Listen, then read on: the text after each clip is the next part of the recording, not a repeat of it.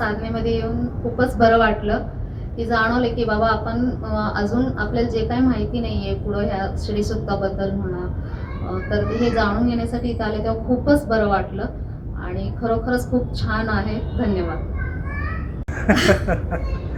आणि सरांशी मी जोडले गेले तर धन्यवाद सर. धन्यवाद ताई. नमस्कार. जवळ घेतलं. नमस्कार, मी सौ उषा राजेश तांदळे आणि मी गुरु दत्तात्रय संप्रदाय यांच्यातून बिलॉंग करते आहे, म्हणजे त्यांच्या संप्रदायातून आहे.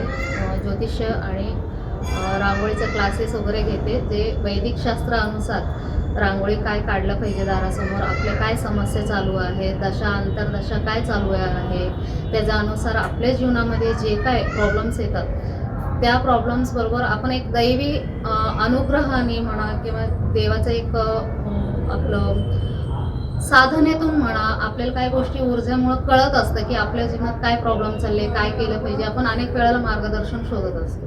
त्याच्यामधनं तुम्ही जसं की स्तोत्र वगैरे काय आहेत ते म्हणू शकता. त्याच्यासोबतच दारामध्ये निगेटिव्हिटी घालवण्यासाठी काय त्या महादशेनुसार तुम्ही रांगोळी पण काढू शकता.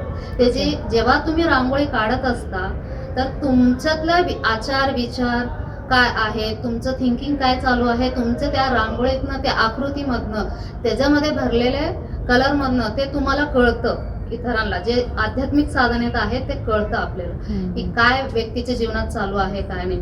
मग ते जे आहे प्रॉब्लेम्स आपणच सॉर्ट आउट करण्यासाठी ह्या शास्त्र शिकले जातात, रांगोळीचे शास्त्र. तसं रांगोळीबद्दल बोलायला गेलं तर खूप मोठं आहे, मी थोडक्यात सांगते. आणि सरांकडे येण्याचं कारण म्हणजे मी इंस्टावरती पाहिलं होतं त्यांना आणि थोडंसं आध्यात्मिकचं आवड असल्यामुळं मला श्री सूक्ताबद्दल अजून थोडंसं जाणून घ्यायचं होतं, पुढं ॲडव्हान्स काय करायचं आहे, त्यामुळं मी यांच्याशी कनेक्ट झाली आहे. धन्यवाद.